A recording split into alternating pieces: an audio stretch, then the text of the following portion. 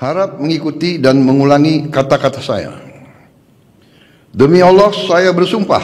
Demi Allah saya bersumpah dan negara Bahwa saya dalam menjalankan tugas jabatan akan menjunjung tinggi etika jabatan, bekerja dengan sebaik-baiknya, dengan penuh rasa tanggung jawab. Rohaniwan dimohon kembali ke tempat semula.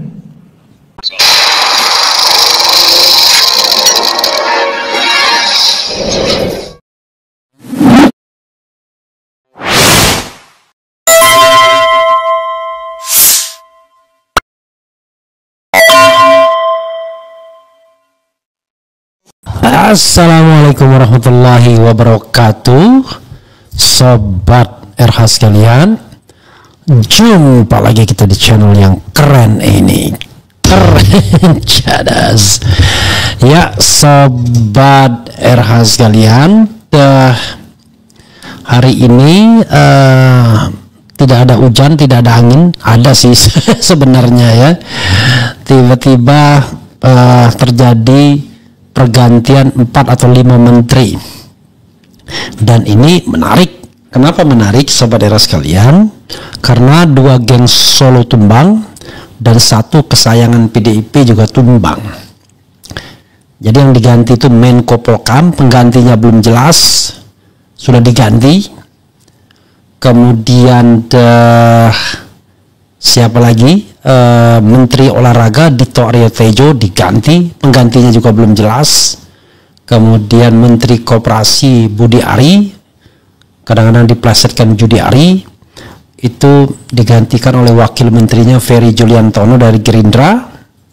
Kemudian Menteri Keuangan Sri Mulyani akhirnya diganti juga, dan Menteri Migran ya, yang saya tidak tahu apa persoalannya sehingga diganti juga, dan penggantinya juga relatif tidak terkenal. Lalu kemudian ada kementerian baru, Kementerian Haji dan Umroh. makin penuh ya negara dengan soal yang begini-beginian ya. Jadi yang tadinya badan diangkat jadi menteri dan wakil menteri ya. Pokoknya semua dapat, semua happy. Tapi bukan itu yang ingin saya bahas saudara sekalian, tapi 2 geng Solo yang akhirnya tumbang. Jadi kita tahu bahwa geng Solo yang tumbang adalah Budi Ari dan juga Dito Aryo Tejo. Kebangetan ya Presiden Prabowo kalau tidak mengganti 2 orang ini. Bahkan kebangetan ketika 2 orang ini diangkat maju ini ke Indonesia Maju ini. Karena mereka adalah menteri peninggalan era Jokowi yang seharusnya tidak lagi diangkat, tapi tiba-tiba diangkat. Nah, itu nggak jelas apa pertimbangannya diangkat kembali untuk menteri yang sebenarnya seharusnya dari awal sudah tidak diangkat.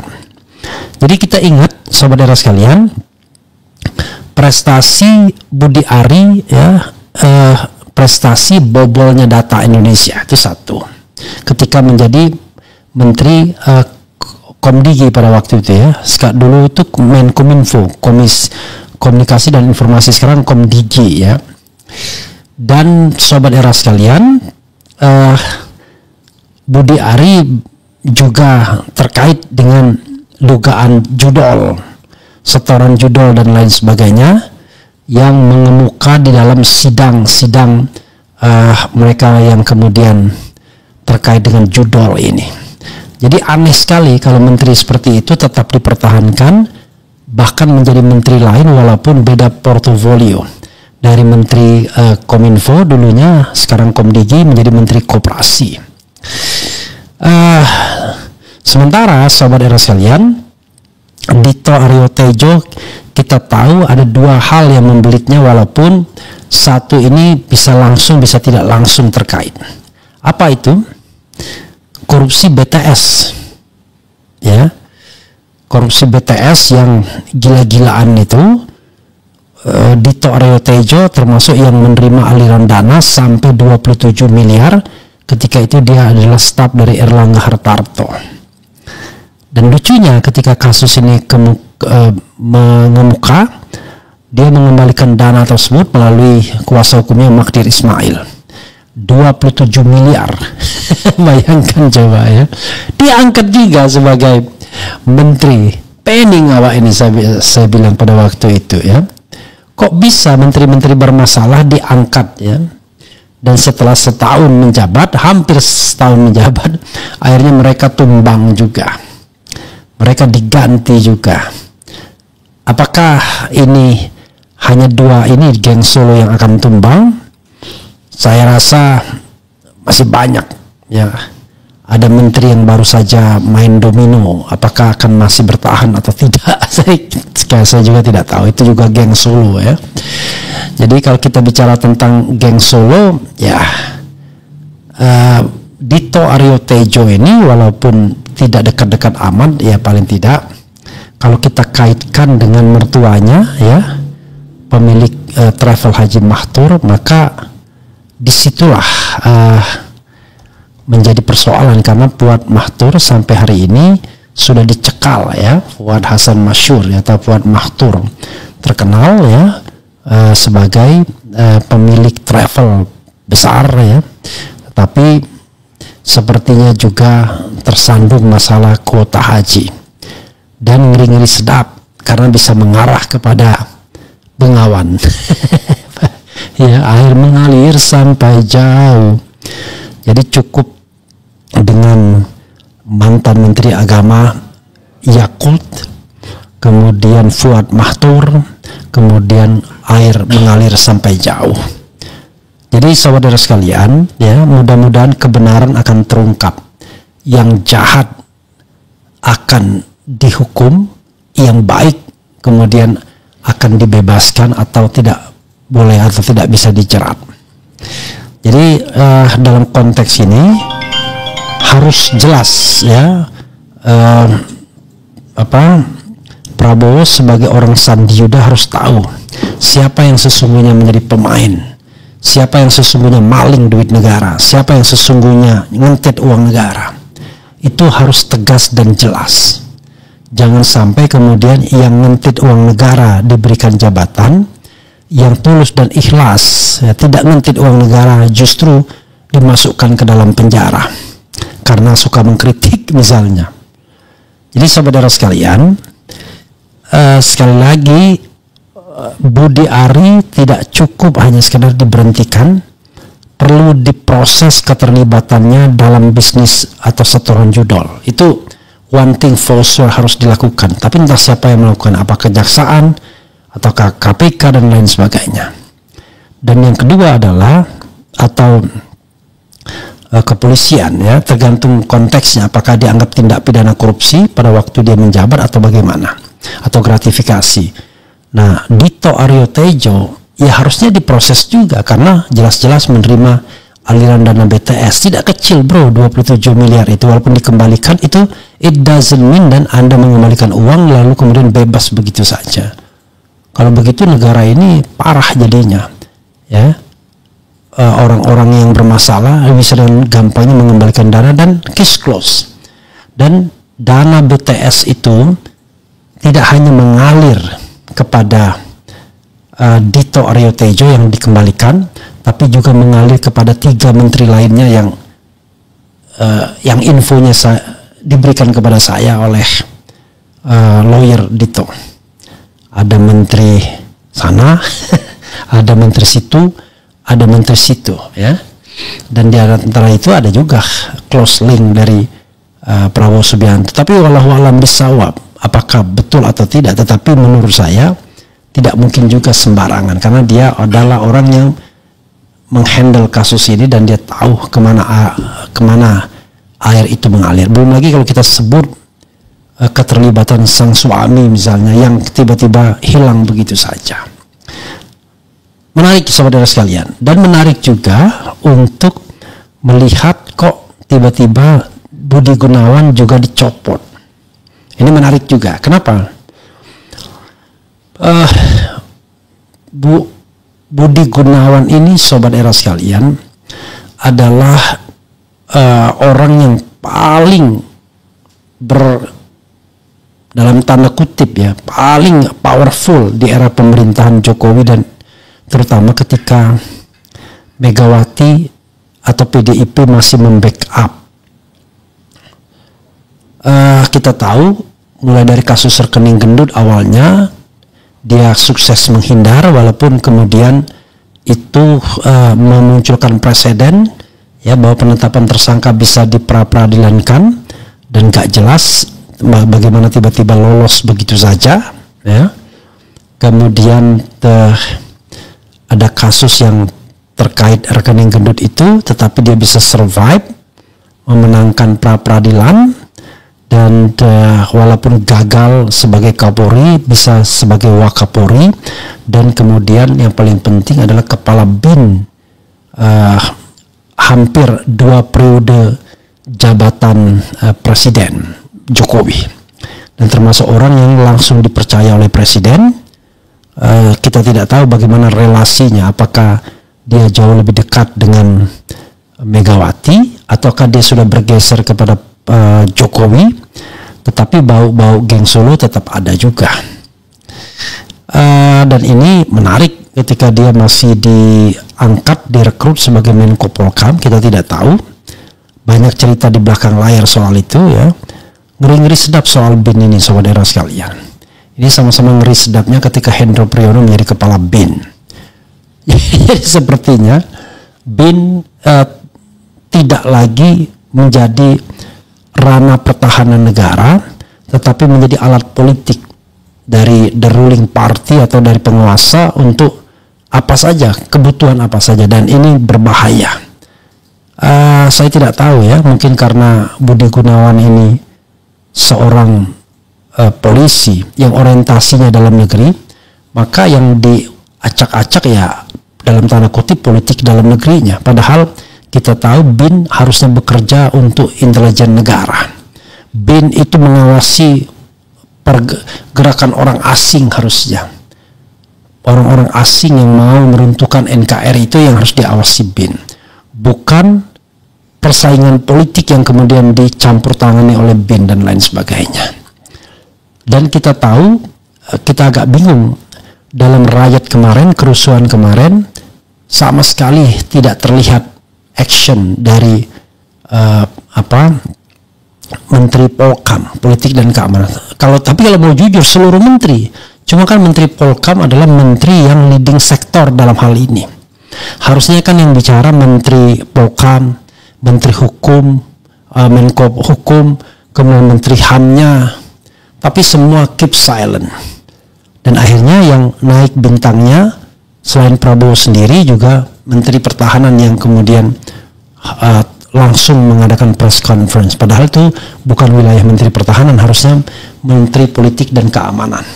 Tapi ya itulah yang terjadi ya dalam beberapa hari terakhir ini, terutama di akhir Agustus kemarin, dan imbasnya adalah pergantian menteri ini. Bagaimana dengan Sri Mulyani? Saya kira Sri Mulyani adalah seorang profesional yang dia tahu harus kapan dia berhenti, harus kapan dia terus maju dan lain sebagainya.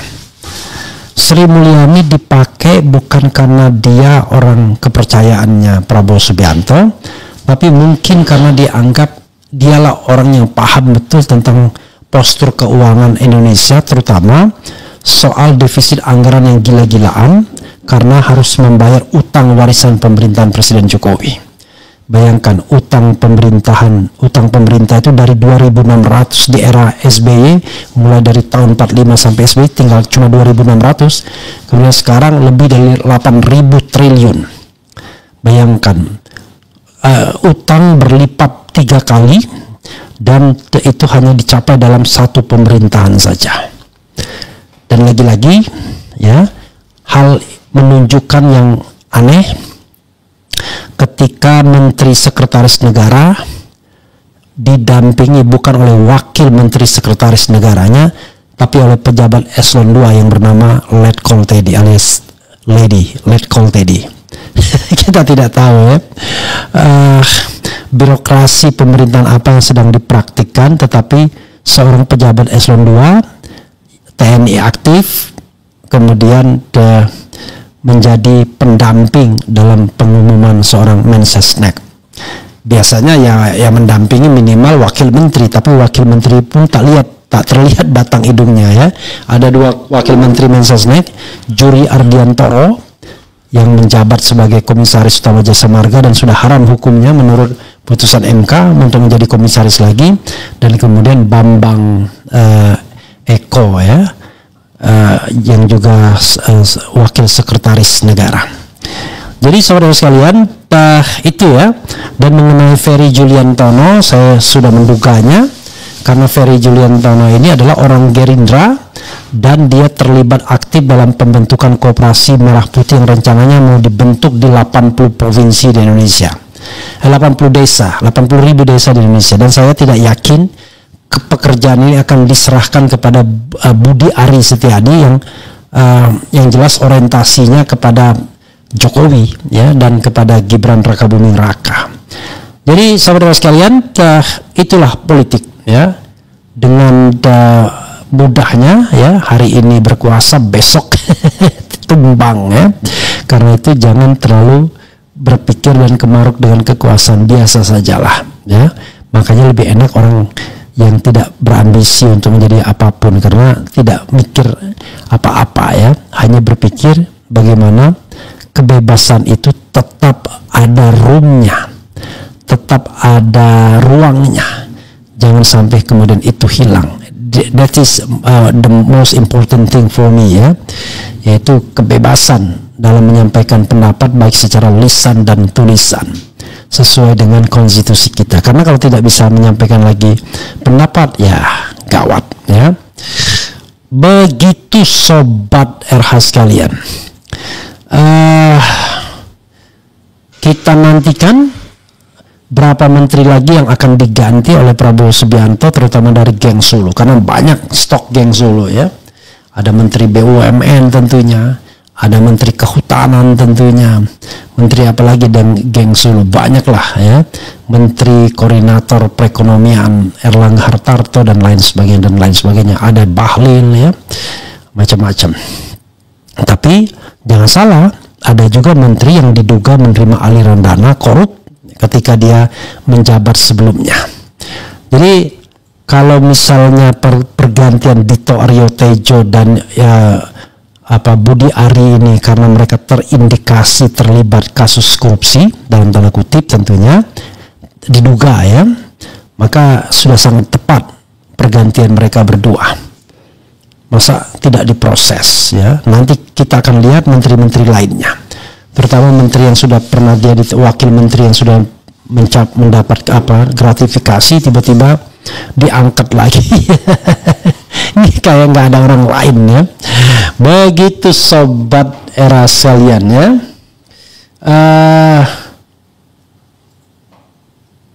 Kemudian jadi begitu saudara sekalian ya. Mudah-mudahan bermanfaat ya. Dan nanti kita akan lihat perkembangan selanjutnya. Kita baca dulu komentar sobat RH sekalian ya. Menarik nih. Semuanya aja tumbangkan. Harusnya tiap apel pagi pejabat politikus aparat ASN PNS selalu diingatkan sumpah jabatan. 2 geng Solo dah tumbang, masih ada lagi, lanjut periksa korupsinya. Waalaikumsalam. Paling diganti sama termul yang lainnya, bisa jadi lebih rusak. Enggak dong ya, yang ya kalau kita Menteri Olahraga kita tidak tahu penggantinya siapa, tapi kalau Menteri Koperasi penggantinya kan Ferry Juliantono ya. Saya sudah tidak ada harapan dengan negeri rusak ini. Kemudian ternak pada ngamuk ya. Semoga yang lainnya segera menyusul, bosnya jahat didukung orang jahat.